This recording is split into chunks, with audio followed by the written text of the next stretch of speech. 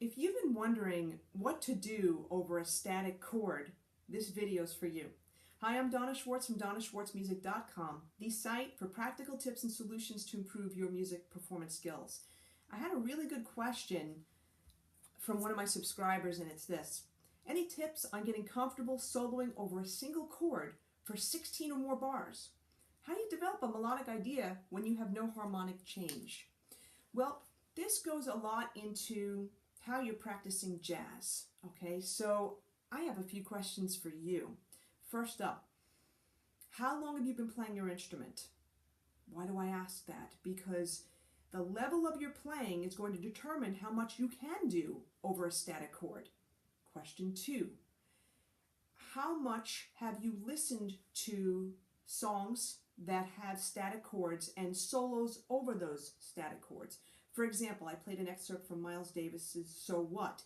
That's a perfect example of a tune with only really 2 chords in it. Or how about Impressions?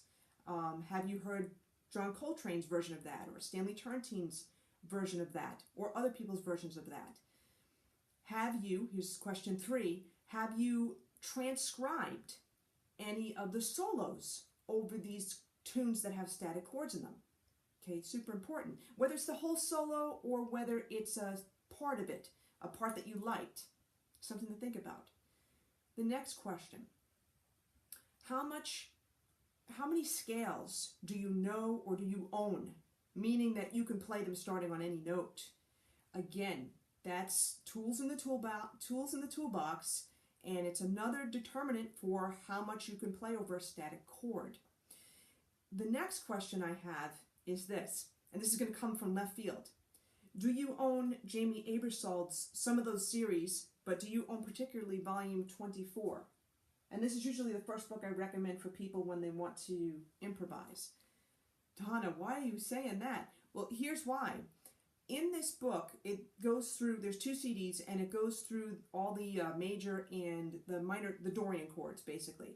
But what's in the back of the book that people probably don't realize is transcribed solos played by Jamie Aebersold on alto sax. And he's playing these over particular scales.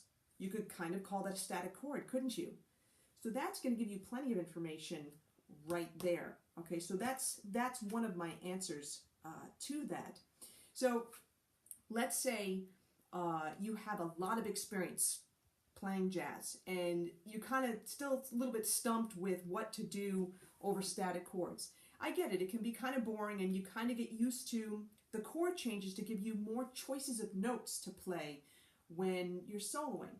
Well, that's what makes it so tricky to play along with tunes that have static chords.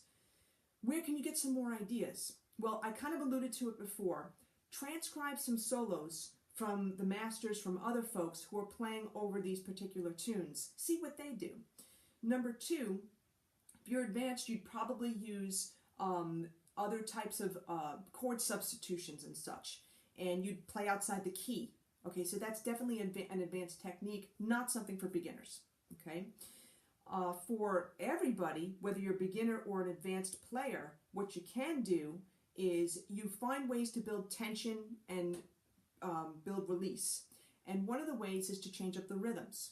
Okay, don't just play all 8th notes all the time. Don't play all 16th notes all the time. Change it up. Add some rests.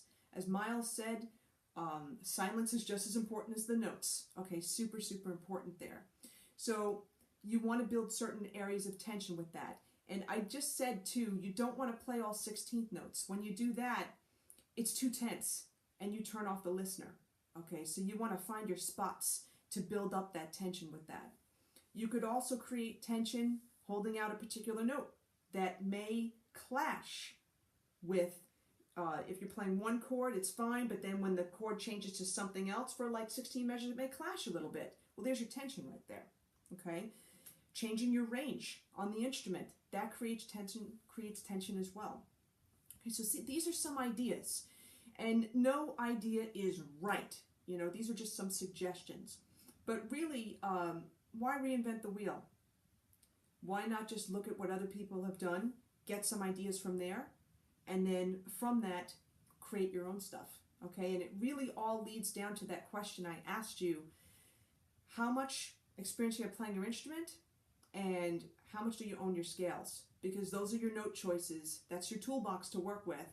And if you only have one scale in your toolbox, there aren't that many tools there to work with. So if you're a beginner, think about how you can use those notes in that scale to create that tension and that release.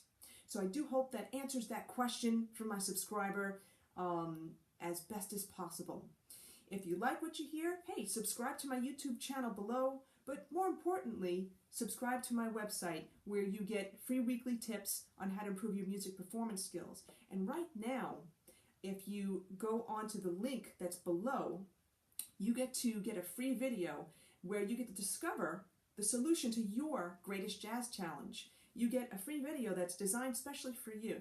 So check out that link below, and I'll see you on my website. Thanks for joining me. Take care. Have a great day.